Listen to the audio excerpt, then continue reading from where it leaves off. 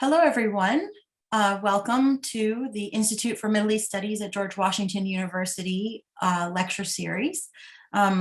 We've changed the format to accommodate our Zoom structure. So it's really a conversation today between Dr. Holmes and Dr. Beissinger. So I'm going to introduce our scholars, and then I'll pass on the microphone to them to begin their conversation.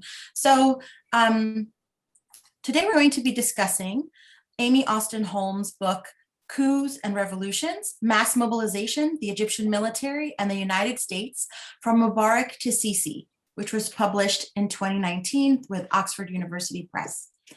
Dr. Holmes is a public policy fellow at the Woodrow Wilson International Center for Scholars. She holds a PhD from Johns Hopkins University with expertise on US security relations and contentious politics in Europe and the Middle East. She previously served as a tenured associate professor at the American University in Cairo, and she's held visiting scholar positions at Harvard and Brown University. She was a former Fulbright scholar to Germany, and before this book, she also wrote Social Unrest and American Military Bases in Turkey and Germany since 1945. Having spent over a decade living in the region, she's published numerous articles on Turkey, Syria, Iraq, Egypt, Tunisia, and Bahrain. And she's actually the first person to have conducted a field survey of the Syrian Democratic Forces based on numerous trips to 6 provinces in northeastern Syria between 2015 and 2020. Her current research is about the governance challenges of the semi-autonomous Kurdish-led region in northern Syria.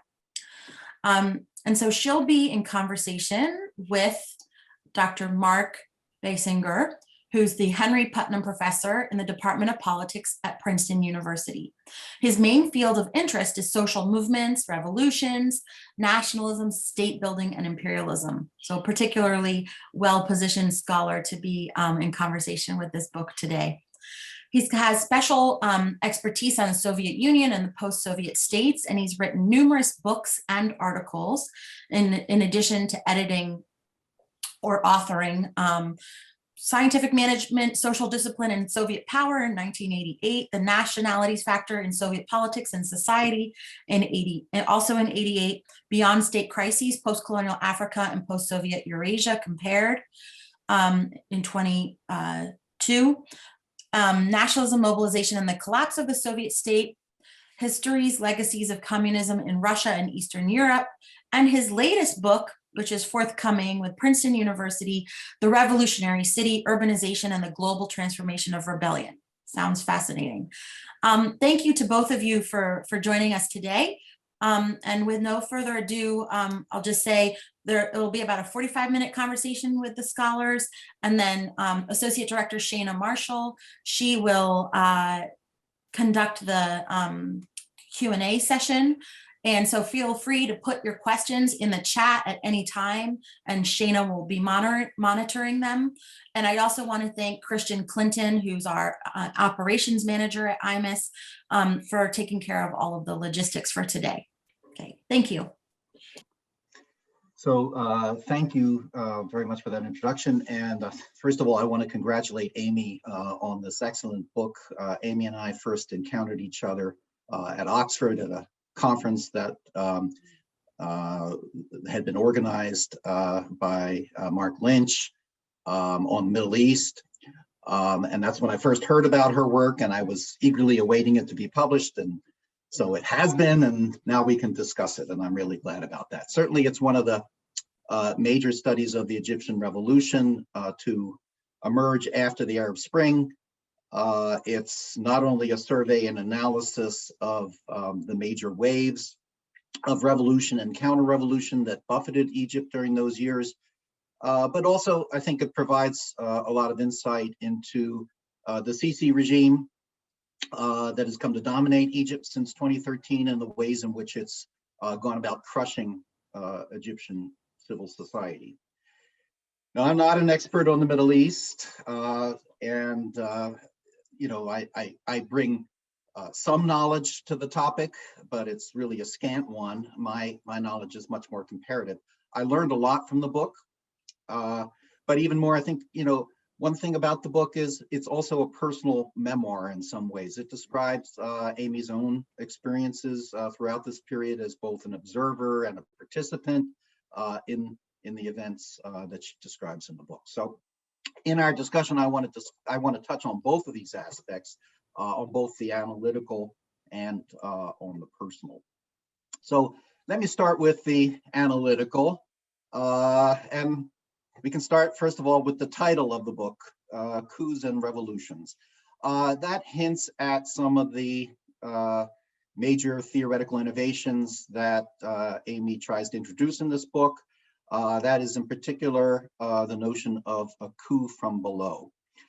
So she uses the term largely to describe a kind of fusion between a military coup and a revolution from below. These are two topics that have largely been studied separately, and she's trying to pull them together, I think, in a creative way. And she applies that in particular to the 2013 counter-revolution in Egypt. I mean, the purpose of doing that is largely to emphasize, the critical element that she sees in 2013 of mass mobilization, the mass mobilizational element of 2013, and to differentiate it from other, military coups, what normally goes under the title of a military coup. Now, I actually use a similar notion in my forthcoming book. I call it something different. I call it a coup-volution. And I've been using that term for a while for these situations. These are revolutions in which revolutionary mass mobilization is accompanied by a military coup. And actually, since 1900, about 20% of all revolutionary episodes fit that pattern. They're becoming less common, and the Egyptian revolution kind of sticks out in that way. Although, in the book, she cites a number of other cases of coup-volutions that have occurred in recent years. And it's, perhaps not entirely surprising, given the key role that we know military defection plays often in revolutionary contention. Trotsky pointed to this a long time ago.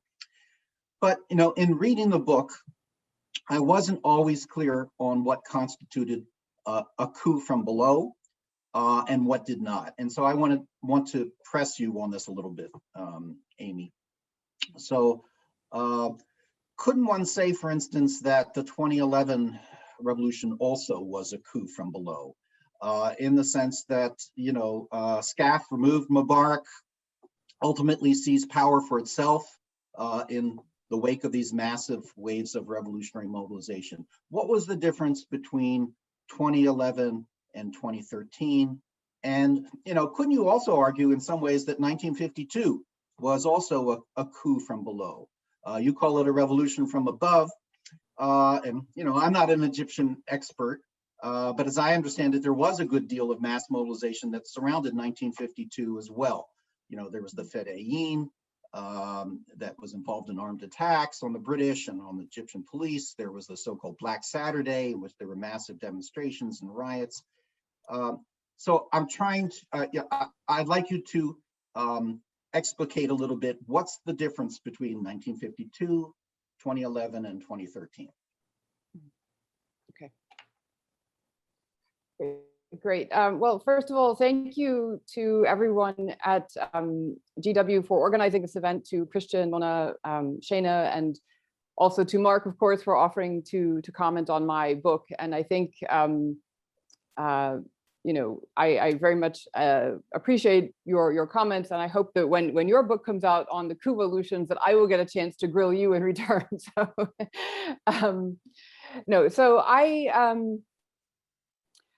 So I actually, have begun by, as I point out in my book, that the scholars usually have to choose to either study revolutions or military coups, and that there are a number of those scholars who work in the field of revolutions that study large-scale revolutionary change. For example, Charles Tilly, Jeff Goodwin, Sharon Nepstad, and others that look at over, Charles Tilly's work on a 500-year period of revolutions in Europe, explicitly decided to exclude military coups from this study, as have others, because according to Tilly, the even if a military coup results in a transfer of power and therefore what he called a revolutionary outcome, it did not take place because of a revolutionary situation, which he characterized as a deep split within society. And so, for various reasons, scholars, have decided that if they're going to study revolutions, they have to omit military coups from their analysis. And in the same way, those who study military coups, for example, those who've created large N data sets of military coups, explicitly decide to not include revolutions. And for the most part, this is because revolutions and military coups are believed to, first of all, the nature of the processes that lead to these are very different. By definition, a revolution is usually accompanied by mass protests that are impossible to exclude from the public, whereas a military coup can take place with a relatively small group of conspirators organizing in secret to overthrow a government. And for this reason, coups can happen much quicker, much faster, and involve a smaller number of people. By one count, Bolivia, for example, from 1825 to 1981, experienced 193 coups. And yet those coups in Bolivia did not really result in any substantial change in the nature of the regime state society relations in Bolivia. And so, whereas revolutions, scholars have come up with various terms to describe social revolutions that have a more long-lasting impact. For example, the French Revolution, the Russian Revolution in 1917, the Chinese Revolution, and others that lead to major redistributions of land, crumbling of feudal structures,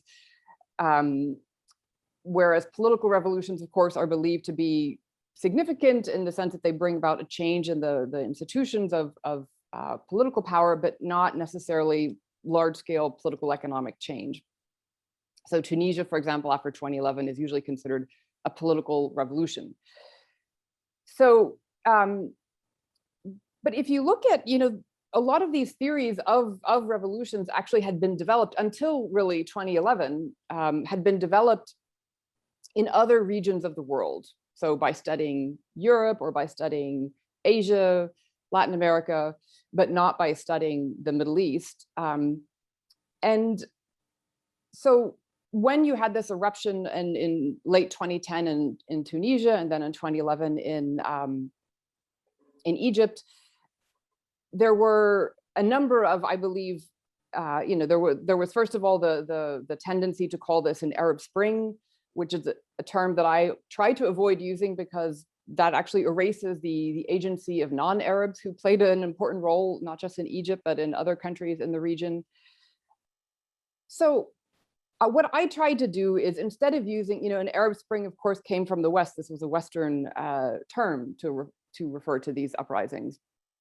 And so what I tried to do is to look at Egypt's own history in order to try to understand what was happening. And so if we look at the period of the 1950s, in a just a very schematic comparison, you had the junior ranking free officers led by Gamal Abdel Nasser, who overthrew King Farouk, the monarchy, evicted the British, redistributed land, nationalized the Suez Canal, brought about other very significant changes in the nature of the state in Egypt, the state apparatus, which brought about what has been referred to as a revolution from above. So the protagonists were these junior ranking military officers that brought about reforms that led to a revolutionary outcome. By contrast, I argue that what happened since 2011 in Egypt, and I see this as a process, not as one event that we can pinpoint, or even in 1 year that you can pinpoint this, that this process is best understood as a process that involved 3 mass uprisings, not 1 or 2, but actually 3 revolutionary uprisings. First against Mubarak, then against the Supreme Council of Armed Forces, then against Morsi. So 3 revolutionary uprisings followed by 2 waves of counter-revolution. And that if we look at in order to see this, you have to look at the period as a whole. You can't just look at 2011 or 2013. So if we look at what I cover 8 years in my book, this was a period where you had mass mobilization of ordinary people, accompanied by senior officers stepping in, not junior ranking officers, but senior officers in the SCAF, in the Supreme Council of Armed Forces, that led to the fall of the president, then eventually the return of the regime, accompanied by mass repression compared to the period of the 1950s, where of course you also had some repression, but it was, the scale of repression now is much greater than in the 1950s. And these senior ranking officers in the SCAF acted to preserve their own economic interests and the entrenched political power of the Egyptian military, resulting in a counter-revolutionary outcome. So this is why I believe, the way coups have been studied normally in terms of looking at, as I said, creating large N data sets and looking at coups, is that you have to basically pinpoint the date when the coup occurred, and then you categorize it as an event on that day. But in order to understand this, what happened in Egypt, I think we have to actually look at it as a process as opposed to an event that happened on a single day or even on a single year. So I hope that is an answer to your first question, or at least Yeah. Let's push on, to other aspects of the book. So, another central argument of the book that you make is actually highly structural, in the sense that, your analysis of revolution and counter-revolution revolve around what you see as the 4 key pillars of support of the Egyptian state. So the business elite, the United States, the military, and the populist people. And I found that very interesting. Much of what you described actually is the passivity of the business elite and of the United States throughout this whole period of revolution and counter-revolution. And the 2 key actors that seem to emerge are the military and the people. But I wondered in this story, what's the role of agency here? So we view the Egyptian revolution today as a tragedy, as an upheaval that unleashed the enormous hopes of much of the Egyptian population in 2011, but that ultimately died in counter-revolution in 2013. Was that outcome a structural story? Could the Egyptian revolution have turned out differently than the tragedy that it ultimately became? Were there particular decision points that pushed the revolution and its aftermath towards this ultimate destination that it took? Right. So I believe that in order to analyze this very chaotic period in Egypt of upheaval, which you in your book on the collapse of the Soviet state call thickened history. I mean, that the events sort of overwhelm you.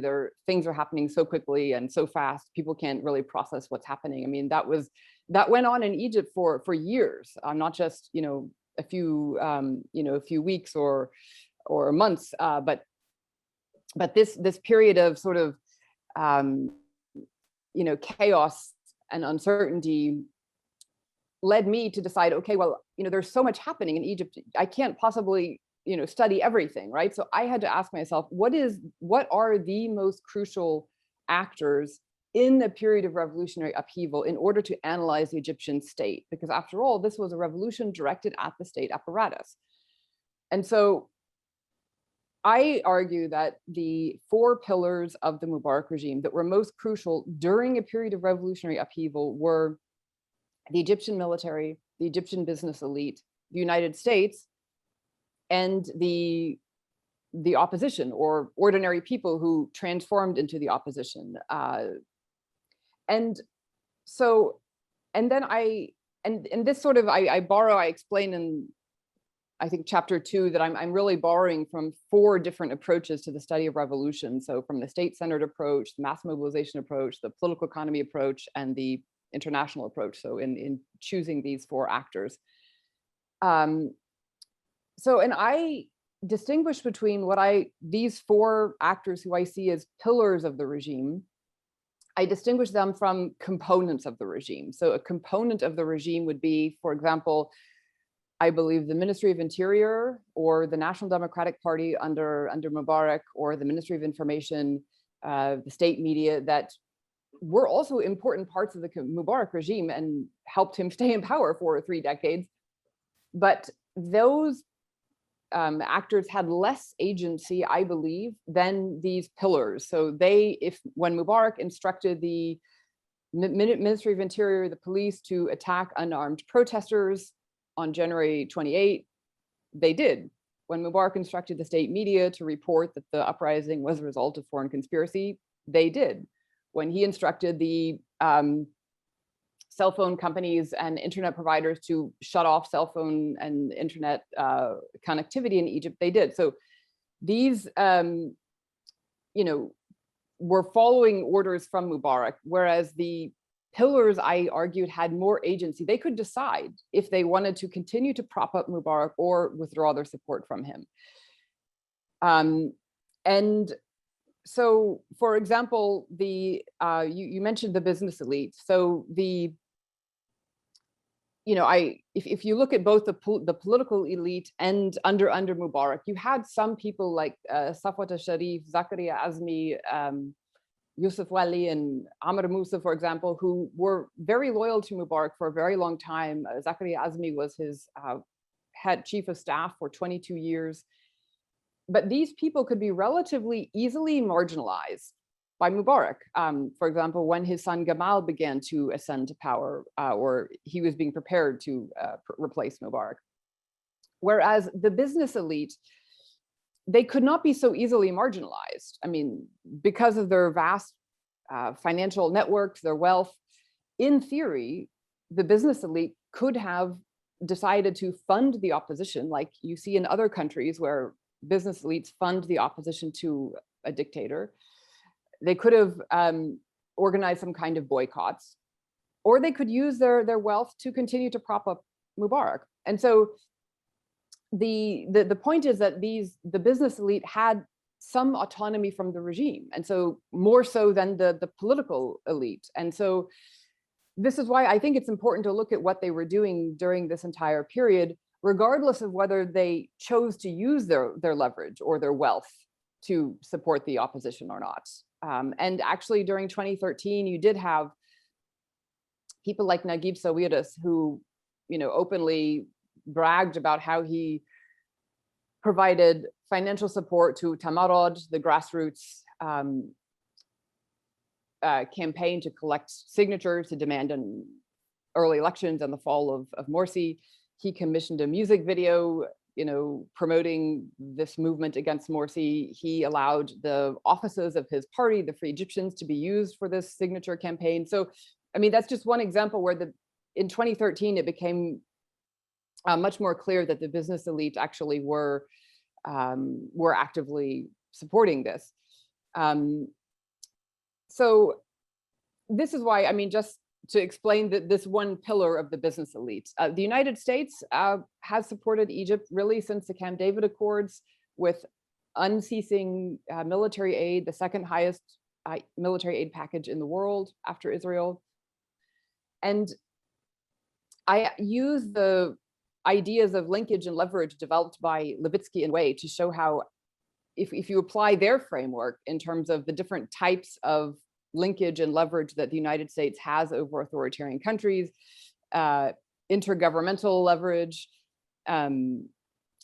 social leverage, economic leverage, the technocratic leverage. I mean, Egypt ticks all of the boxes in terms of foreign direct investment. Also, in the United States was one of the top 3 countries during the period that I was writing this book.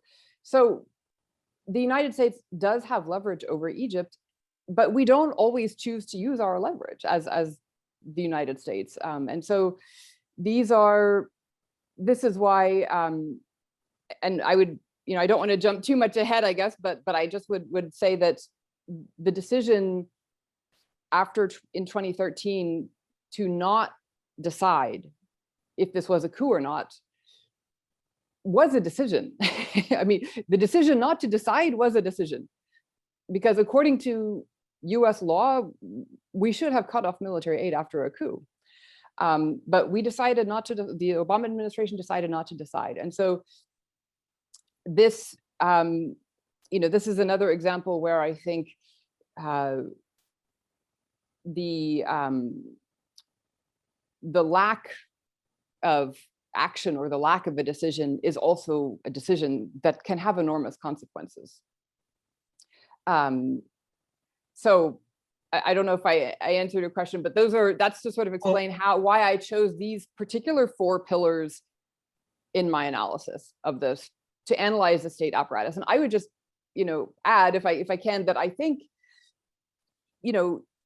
this framework could potentially be adapted to look at other countries. For example, in Tunisia, maybe in Tunisia, the Ministry of Interior is a pillar of the regime, because in Tunisia, there was actually a police mutiny during the uprising that brought down Ben Ali.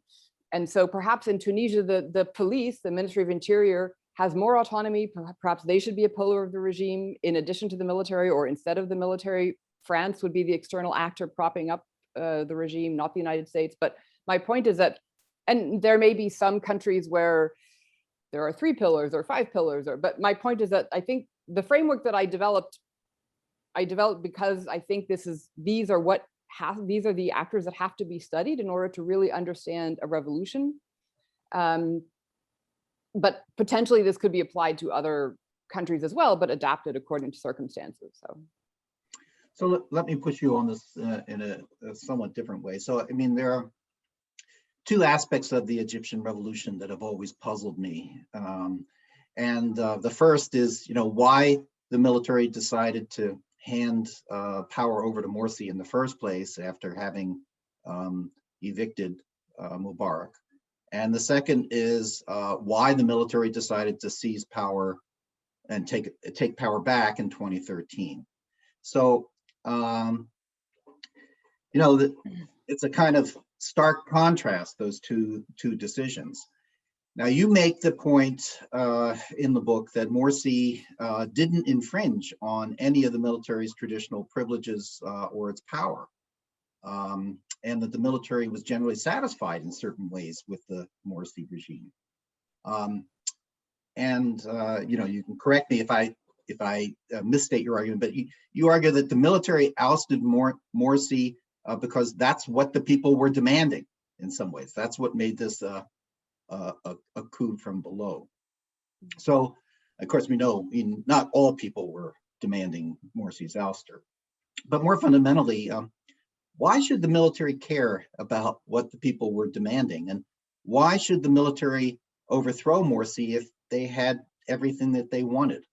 And sort of connected with that, and sort of with the decision-making that was involved here.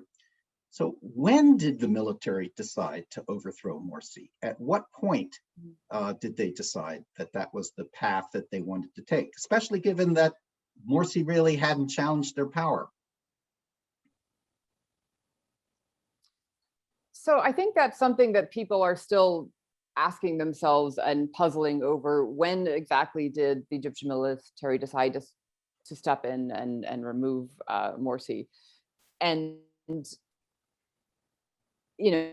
I believe that it's very tempting to sort of read back in history and say, well, there was this coup and now there was massive repression after that, and the Muslim Brotherhood has been outlawed, to sort of project that onto the past and to assume that animosity must have always been there from the beginning. But actually, I argue that if you look at the first 6 months of Morsi's 1 year in power, there was a large degree of cooperation between Morsi and the business elite. I mean, there was a delegation of Egyptian businessmen that went to China, for example, headed by the Morsi government. There were the Egyptian military was given virtually all of the privilege. I mean, all of the privileges they previously had under the Mubarak regime, and then some. I mean, so Morsi was not infringing on their their interests. And this is another reason why in the literature on military coups, there's an assumption that in order to take a risky decision like staging a coup, the military must somehow feel threatened. They must somehow feel that their interests, their prerogatives, their economic interests are somehow truly threatened. And so that is why they step in to stage an intervention. But I don't actually find any evidence of that happening in Egypt, at least for the year that Morsi was in power. I mean, there were, when Morsi removed Tantawi and Sami Anan and replaced them with Sisi as his Minister of Defense, this was not really, I argue, not a hostile attack on the SCAF or the military, but in fact, the way it was handled and the way it was spoken about at the time, I think, indicated that this was somehow done with some agreement with the military, that Sisi would be the new Minister of Defense. And there were speculations at the time that perhaps Sisi sympathized with the Muslim Brotherhood, because Sisi, as he began to assume a more public role, he always emphasized his piety, that he's a pious man, the appearance of his family, his wife, his children. He's always, emphasized his sort of conservatism. And so I think that there were these suspicions that maybe Sisi secretly supports the Muslim Brotherhood at the time. I mean, because there was no obvious confrontation going on during that year that Morsi was in power. And so and again, also, of course, the United States was happy because there were, for the first time ever, free and fair elections in Egyptian history, and Morsi won the elections and he became the president of Egypt. And so there was really the first pillar of the regime to withdraw support from Morsi was the opposition, the beginning of mass protests that brought down the Morsi regime, that started already in November 2012, his constitutional declaration. So way before Tamarad, so there's sort of this argument that Tamarad was entirely a creation of the deep state and that it was, a fake kind of grassroots movement. I don't believe that's true. I believe Tamarad had elite support, but it was elite facilitated. But my point is that even if you believe that, let's say you believe Tamarad was entirely a creation of the deep state, well, the protest began months before Tamarad against Morsi.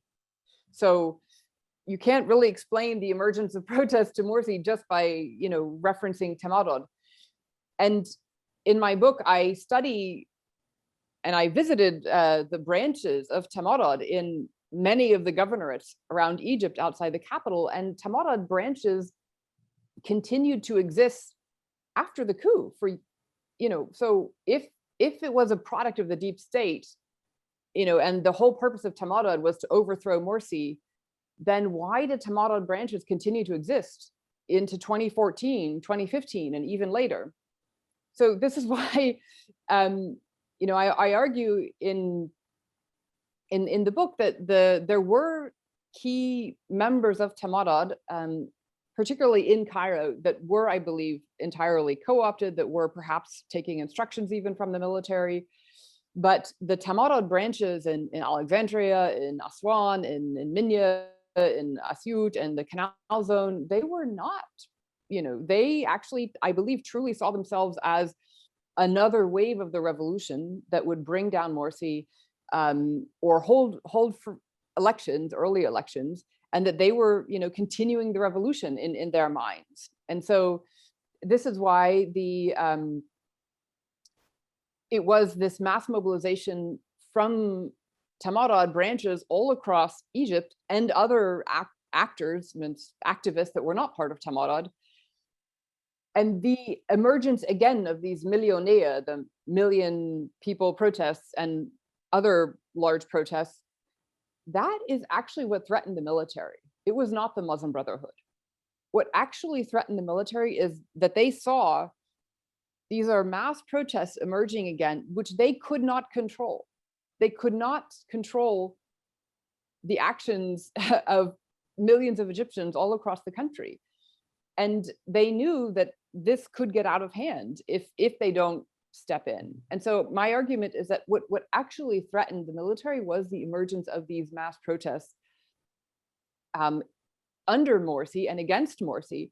But because during the second wave of the revolution, which tends to be overlooked, actually, of these three waves of revolution that I argue took place in Egypt, the one that is most often ignored or not even talked about is the second wave against the SCAF, the Supreme Council of Armed Forces, where, and I argue that that was actually the most revolutionary of the three revolutionary uprisings, because there you had the emergence of anti-militarism for the first time, really, in modern Egyptian history, post-colonial history, because for the first time you had groups really demanding true civilian control of the military. They began to question, why does the military have this huge, unaudited economic streams of revenue because of their business ventures?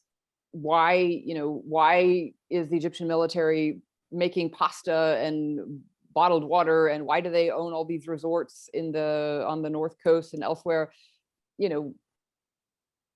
Why is the Egyptian military basically acting like it's a private enterprise when the whole purpose of the military should be to defend Egypt? And especially after you had the emergence of some of the Islamist armed groups in Egypt, but also elsewhere in the region, the question then became, what really is the purpose of the Egyptian military? Is it not to provide defense, et cetera? But they have these branches in the economy that are that basically give the military also a sense of, or economic streams of revenue that allow them to fund their activities, which are unaudited. So so all of this type of activism against the military that happened in 2011 and 2012 and continued in 2013, this is what actually threatened them and what they believed they had to put an end to. And so, I argue that Morsi was not really powerful enough to threaten the military during that 1 year that he was in power. Now, perhaps if he had stayed in power longer, things may have turned out differently. We don't know. If you look at Turkey, and a lot of people at the time were thinking, well, Egypt is now going to follow the Turkish model with the Muslim Brotherhood president in power, and maybe it will, somehow become something like the AKP in Turkey. Because Erdogan did eventually, after being elected, he did then begin to sort of tame the power of the Turkish military. But Morsi never had a chance to do that. In the 1 year that he was in power, he never had the chance to really, I think, constrict in any meaningful way the military's power. And so when they felt threatened again by the emergence of these, mass mobilizations, they stepped in. And so this confluence of top down and bottom up, I argue is best understood as a coup from below. And it was largely that, the nature of that uprising that determined the nature of the subsequent crackdown that followed. Okay, let me turn now to your personal experience during this period, since we want to open it up pretty soon to questions from the audience. So, the book is punctuated with lots of interesting stories about your personal experiences. And of course, throughout this period, you were teaching at AUC. In fact, you were teaching courses on social movements and revolutions, which is even more interesting. So a couple of things. I just wondered if you could just talk a little bit about your students and their relationship to the revolution and counter-revolution. So Amani Jamal and Kevin Mazur and I did some work with the 2011 Arab Barometer survey. And in contrast to Tunisia, students were not the most active of the revolutionary elements in the Egyptian revolution. In Tunisia they were. In Egypt, it tended to be the 25 to 35-year-old group. They were not underrepresented, but they were not overrepresented. Mm-hmm.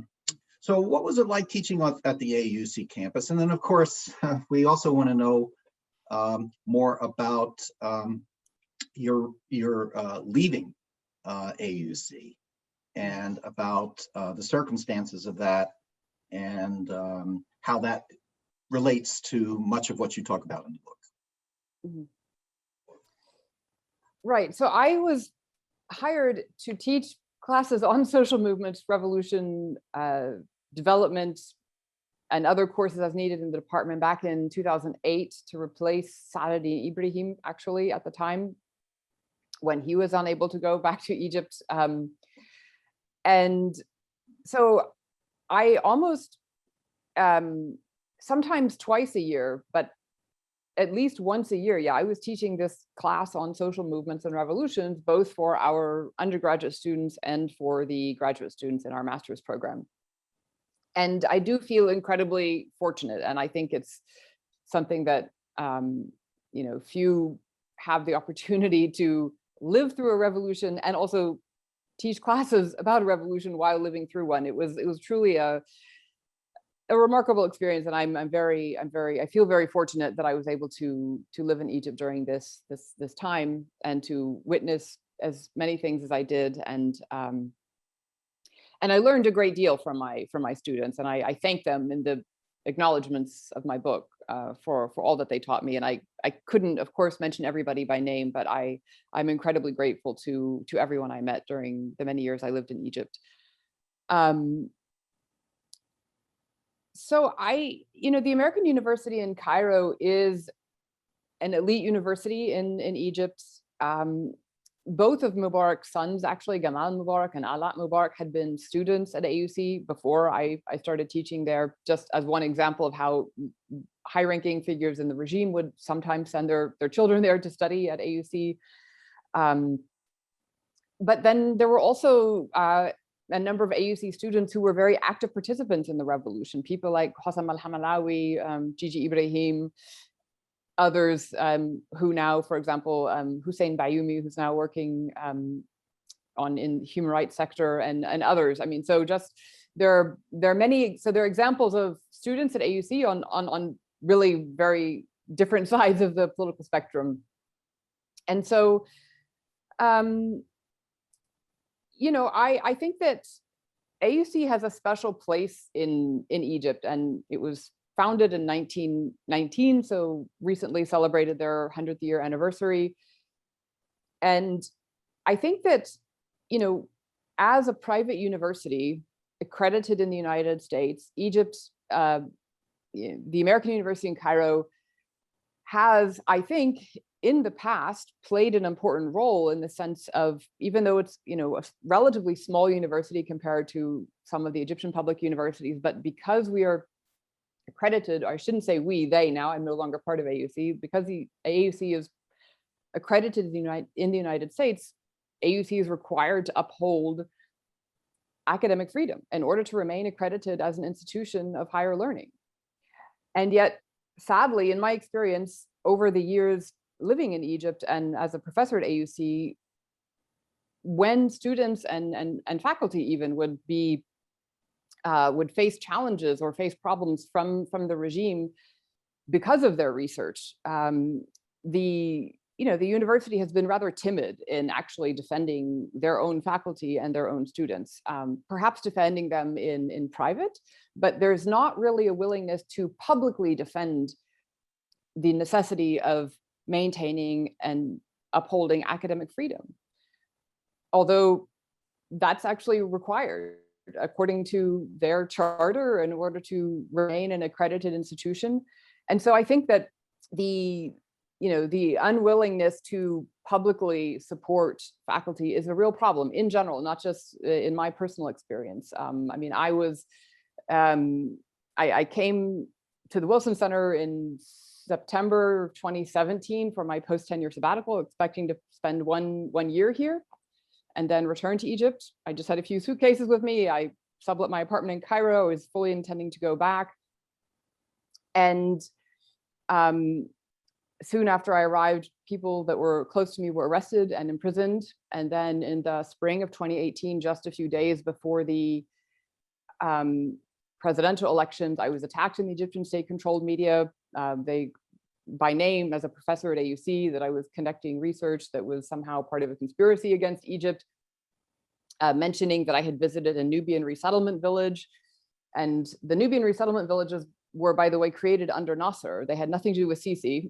and there's no law in Egypt that says you cannot visit a village, even a Nubian village. That's not illegal. So I hadn't done anything wrong, but there was suddenly this big conspiracy that, this American was at a Nubian resettlement village.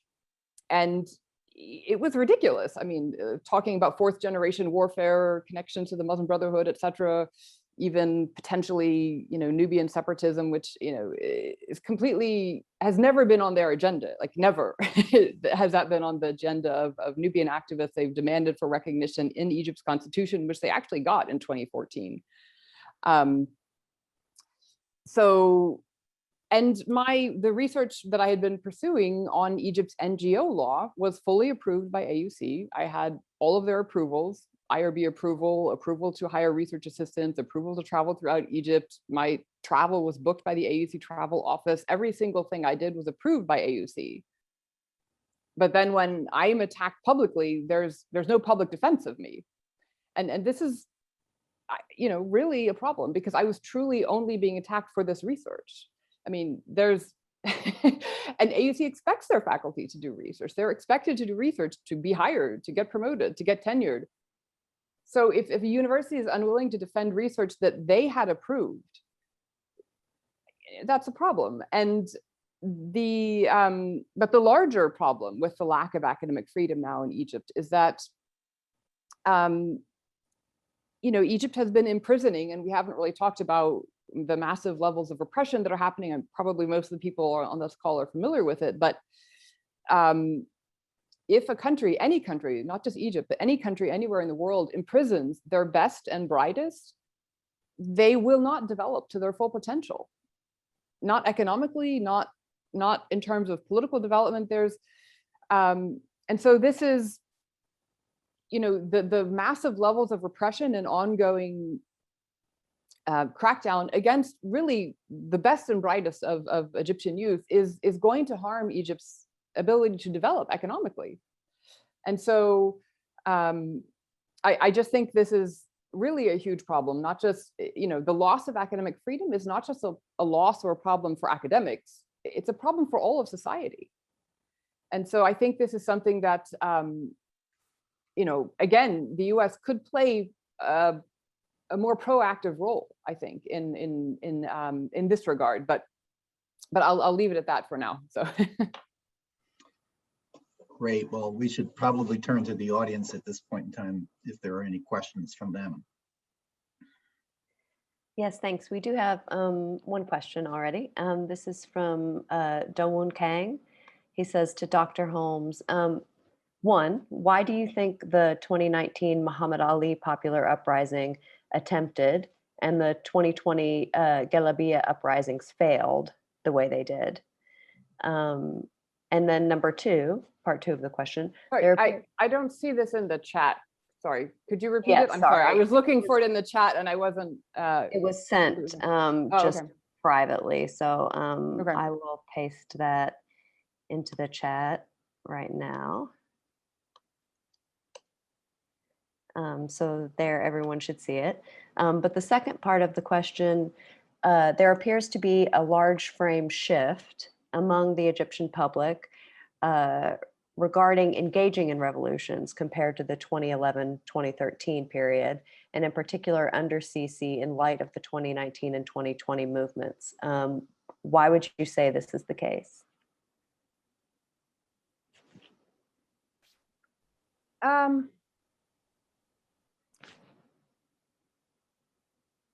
So I think the what we didn't talk about until now so much is that because we were focusing mainly on the 2011 to 2013 period and these three waves of mass uprisings, but the second two chapters in the book, chapter 6 and 7, actually cover the counter-revolution extensively, and I believe more extensively than other books that have come out until now on Egypt. And so I argue that the counter-revolution took place until now in two waves. The first after the first year immediately after the coup, when Morsi was removed and Sisi was, where you had an interim president, Adli Mansour, and then after Sisi became elected president in 2014 until now, because I argue that the type and the nature of repression shifted from the first phase of the counter-revolution to the second. And you know, the first phase really was about, and this actually goes back to Mark's question about students. During this first wave of the counter-revolution, this was really the bloodiest period in modern Egyptian history, with the Rabaa massacre, but multiple other massacres that took place, as well as then, you know, in an attempt to really eliminate the Muslim Brotherhood and the Islamist opposition. But then they turned very quickly to the secular opposition already with the protest law in November 2013. And so, but I argue that the goal of that first wave of the counter-revolution was to regain control of the streets, so to outlaw protests, to regain control of the university campuses, because there were protests then taking place inside university campuses at AUC, but also at Egyptian public universities. And so the student elections actually were postponed all across Egypt. So because I believe that even those students, well, let me back up for a second, that what they, again, like what they saw as a threat was this mass mobilization. And the question was, well, who is staging these mass mobilizations? You had, of course, on the one hand, the Muslim Brotherhood, but you had also the secular activists who had their own networks. There was Tamarad, as I mentioned earlier. There were also students, because of the centralized nature of Egyptian public universities. The student unions at the different universities all across Egypt were actually fairly well connected. And this was seen as a threat by the regime, I believe, at the time. And that is why they postponed student elections in the student unions for that entire year. And so I argue, and then also the ultras football fans, for example, because of their dense networks that they had. And then some people have written about how the ultras played an important role in the revolution. So I argue that they saw really any organization, regardless of their political ideology, whether they were Muslim Brotherhood, secular, students, ultras, simply the fact that they had networks that spanned all of Egypt, that was a threat, and that was what they were trying to shut down. And that's what I analyzed in that chapter, going through, you know, one by one, how they went about doing this. And then once they had done that, once they had sort of attacked all of these civil society or all of these activist groups that had nationwide networks, they then moved on to civil society at large. And then they went against the NGOs, the charities, the women's associations, universities. There were, you know, Sisi gave himself the power to appoint every president of every public university in Egypt, deans of every faculty at every public university in Egypt, you know, the media, journalists. And so the second wave of the counter-revolution was then really shifting to regaining control over civil society at large, because under Mubarak, by one count, there were 48,000 NGOs. So there were a lot of civil society organizations under Mubarak that I think Sisi sees that as a mistake, and he's trying to really crush all of that, or regain control of it, increase surveillance, monitoring of those civil society associations. And so I argue that this, and the second wave of the counter-revolution, I believe is still ongoing, and, you know, until now. So I can't speak to the specific Galabea uprising, but just as my, you know, I believe that this is the reason why, in the second part of the question, why you have a shift in terms of the engagement of the Egyptian public. This is one, this is, you know, why I see this shift since then. Excellent. Thank you so much. We do have an additional question from Feruz Karawiya. She says, how do you evaluate, in the light of 2011, 2013, what Gilles Kepel names the Egyptian paradox, meaning the siege of the political domain between the military and the Muslim Brotherhood, which perpetually weakened other forms of secular opposition who find themselves demanding or accepting military intervention instead of facing Islamist theocracy. Do you think the Islamist opposition contributed to the revolutionary outcome? Do you find erecting a democratic process was possible under the mobilization run by Islamists against pluralism during the revolutionary upheaval?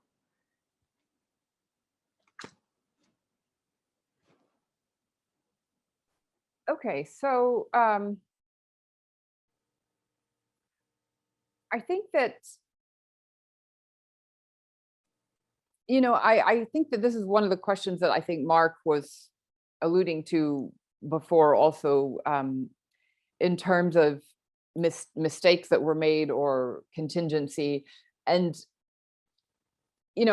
I would say in regard to this question about the Muslim Brotherhood or the Islamist opposition, that one of the mistakes made by the Muslim Brotherhood, even before Morsi was elected president, was that the leadership of the Muslim Brotherhood were not, I believe, willing to listen to the youth in the Muslim Brotherhood.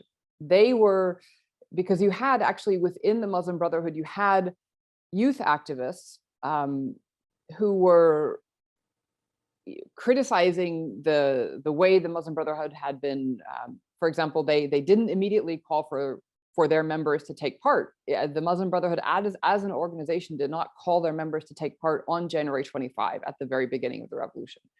And so, but some Muslim Brotherhood, youth individuals did take part just as individuals, but not because their organization called them to.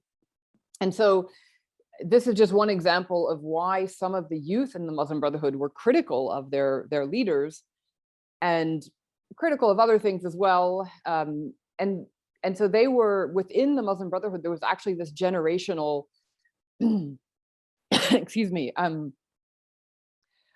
don't want to call it a conflict, but there were generational differences between the younger and the older generation. And the older generation, I think, were not really willing to listen to the youth of the Muslim Brotherhood, and they were not really receptive to that. And the youth in the Muslim Brotherhood, I think, were actually, more closely aligned with some of the youth that we would consider the secular activists or the left-leaning or progressive activists. And so if the Muslim Brotherhood had perhaps been more willing to, incorporate some of the ideas from their own youth, that might have prevented this division that happened later, and the inability of the secular and Muslim Brotherhood opposition to, form an alliance or continue an alliance. So that would be my my response to that. And about whether erecting a democratic process was possible. I mean, I think that I don't know. I hope I answered the question about why I think there were definitely lost opportunities or missed opportunities, and I think that during the second wave of the revolution that I talk about, that was where you had activist groups like Askar Kazabun, which means the military are liars. They were exposing the lies and the violence committed by the SCAF or by military officers. Mossadegh, the No to Military Trials campaign. There was a campaign against virginity tests because the military had detained protesters and then subjected some of the women they detained to so-called virginity tests. There were all of these groups, for the most extent, for the most part, were led by more of the secular left-leaning activists, whereas the Muslim Brotherhood during this time were more holding back because they were expecting and hoping to win the elections, which they then did. And so there was already kind of this sense of, betrayal, or why aren't they supporting us in that time period. But I think even before that, the Muslim Brotherhood themselves were not as receptive to their own youth as they could have been. I think that answers the question. Thank you. And we do have an additional one from Micah Cook. He says, after the flotation of the Egyptian pound as part of the IMF's conditions for the EFF loan, the changes in public concern moved more to economics rather than social concerns. The flotation happened before what was going to be protests on 11/11, and the change in 2016 from the inclusion of the VAT, the value added tax, cutting off subsidies, and then the flotation by November, which was juxtaposed with the intense crackdown and the jailing of the head and the vice head of the press syndicate, seems to be a continuation of this second counter-revolutionary action. How much of shifting the public's focus to economic matters has quelled the desire for any continual public support for policy and social changes?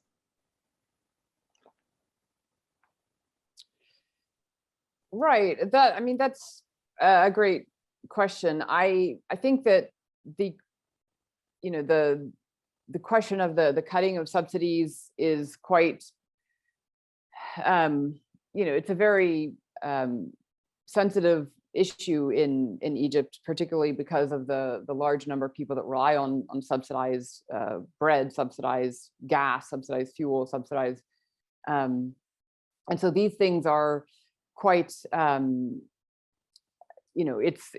think that's why they've been handled in a way very, very carefully by the Sisi regime. But I think that the more general question of how the public has shifted from politics to more economic issues, I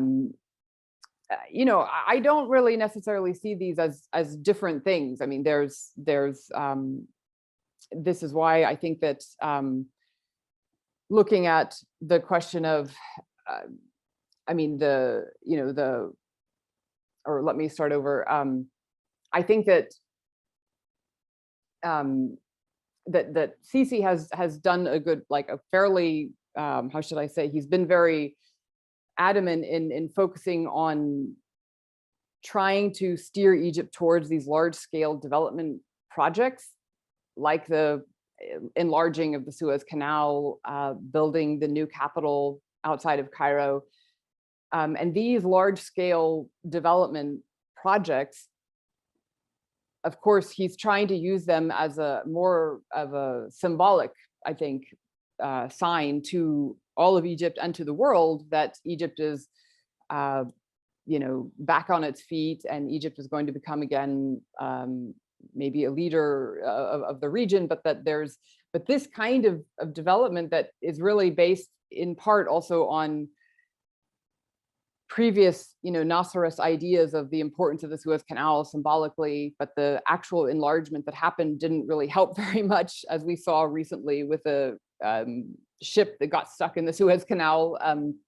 So the point that I'm trying to make is that these large-scale economic development projects, I think, are really geared towards the symbolic level, or the symbolism of this, as opposed to what this will actually do in terms of helping ordinary Egyptians. And there was a question, when the building of the new capital, that this is essentially, you're rather than addressing the problems that exist in Cairo, where over half of the city live in quasi shanty towns or informal settlements, rather than addressing that, they simply are trying to move the elite out to another satellite city, a new capital, and just sort of ignore the rest of the poverty in that tens of millions of people experience every day in Cairo proper. And so this is not going to address the root cause of the problem, is what I guess I'm trying to say. That's sort of a long-winded answer, but yeah, that's great. Thank you. We have another question. This is from Hillary Silver. She says, your analysis of the military focuses on domestic unrest. What role do you think instability in neighboring countries during this period, so Libya, Sudan, Gaza, etc., play in the military's calculations? Right. I mean, I think that there was certainly there were the unrest that has been happening, especially in Libya, because of the long border between Libya and Egypt. I think has been concerning for many Egyptians.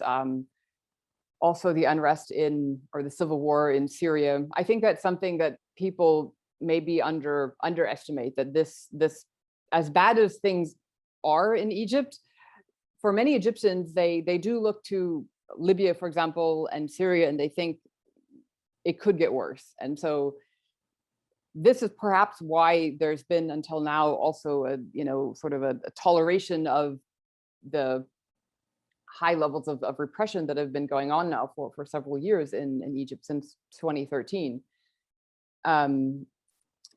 Because they do look at the regional context and they see, civil war, the breakup of countries like Libya right next door to Egypt, and the Islamic State, which carried out horrific executions in Libya of Coptic Christians, for example.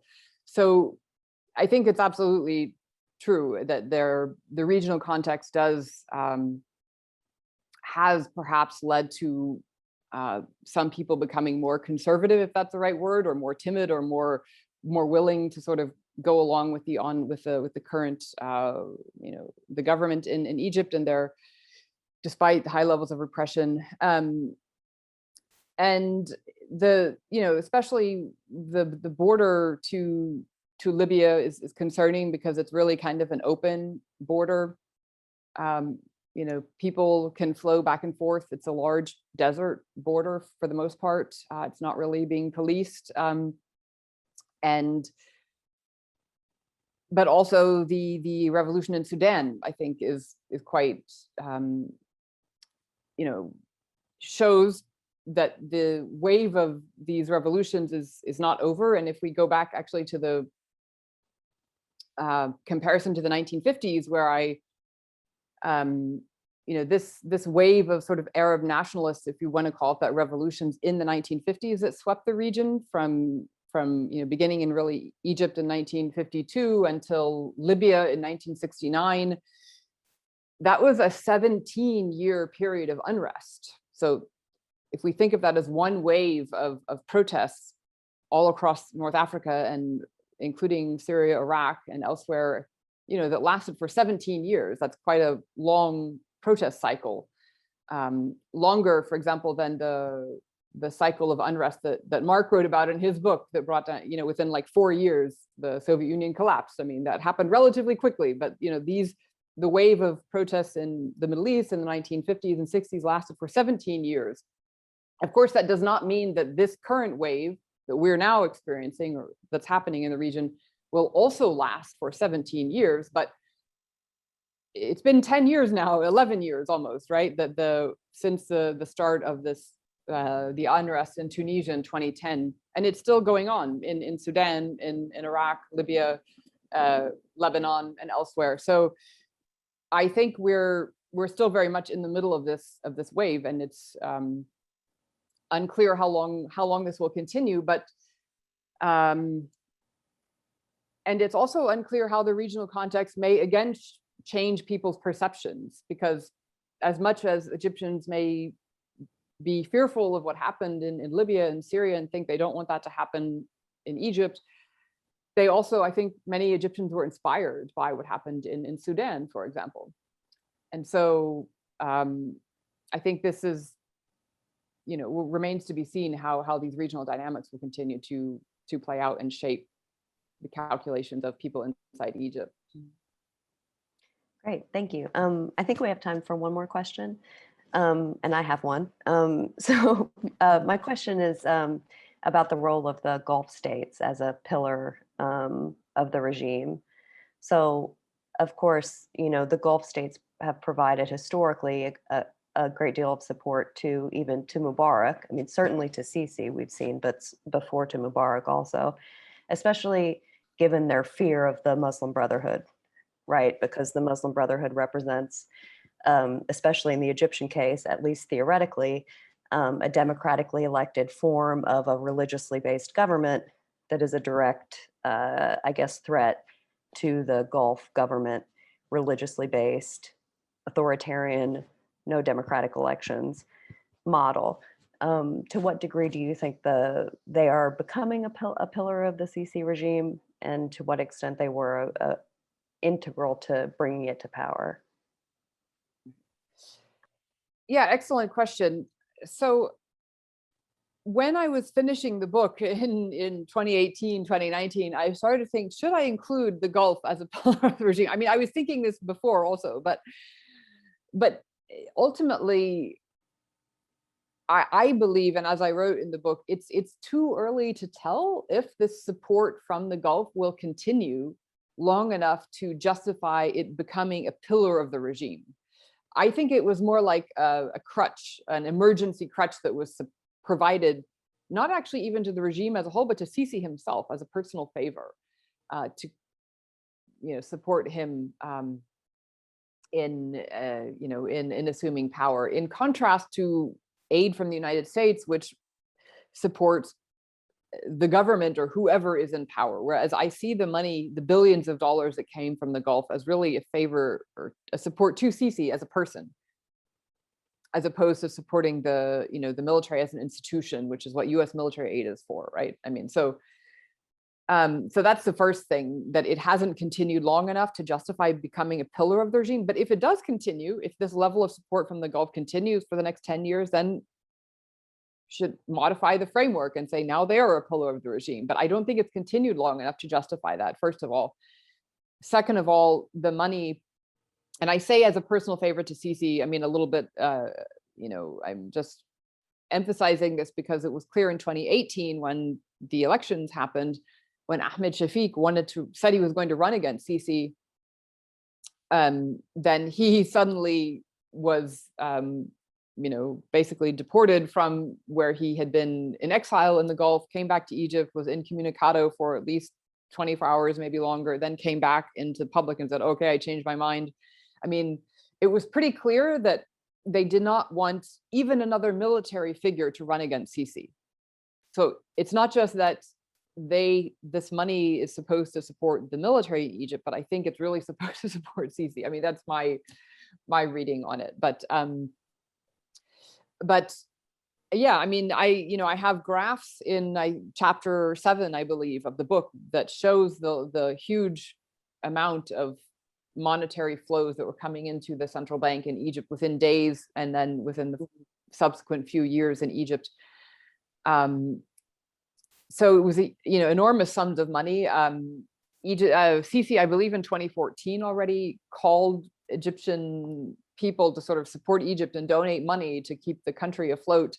And I believe by 2016, so about 2 years after he, I think, first called for this, there had been a total of, according to what was reported, $600 million donated by Egyptians to keep the Egyptian economy afloat, compared to 14 billion only from the UAE between 2013 and 2014, not including any of the years after that. So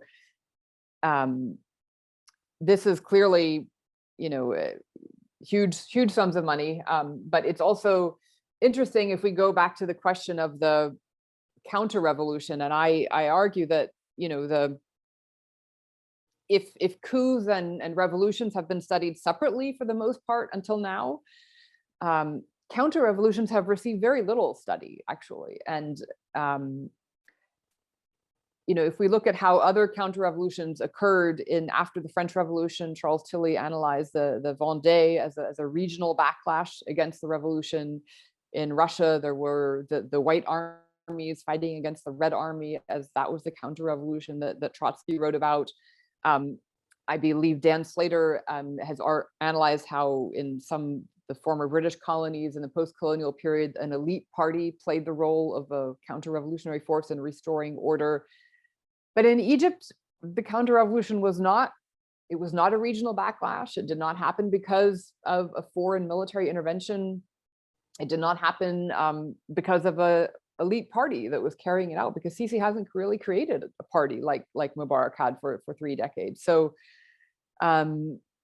this was, that's why I believe that there's a lot of work that can still be done to analyze different types of counter-revolutions. And if we even just think about the words that we use, common words in our vocabulary, there are many more words to describe a revolution, a rebellion, a revolt, an intifada, an uprising, insurrection. But how many words do we have to describe counter-revolutions? Not many, right? I mean, so it's almost like we don't even have, there's just an assumption, I guess, that they all take the same form, but they don't. And so I think there's a lot of work, interesting work that can be done to study counter-revolutions. And yeah. Excellent. Thanks so much. Thank you so much, Amy. Mona, are we wrapping it up now? Okay, great. Excellent. So thank you so much, Amy, and thank you so much, Mark, and thank you everyone for your wonderful questions. And thanks for joining us today. Do we have any announcements that we want to make at the end now, Christian? No, we do not have any announcements. No upcoming events. Last scheduled. So we'll resume our lecture series in the fall with the new lineup. We'll be sending out that announcement probably by the end of the summer. We will continue to be online in the fall. So those of you who have joined us, I hope you'll join us again.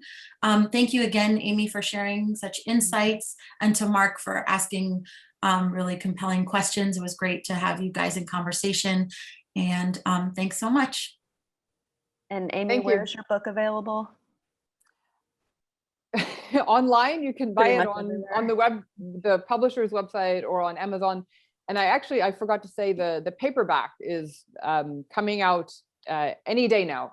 So the paperback will be available very soon. So thank you. Thank you again for organizing this. Congratulations. Thanks.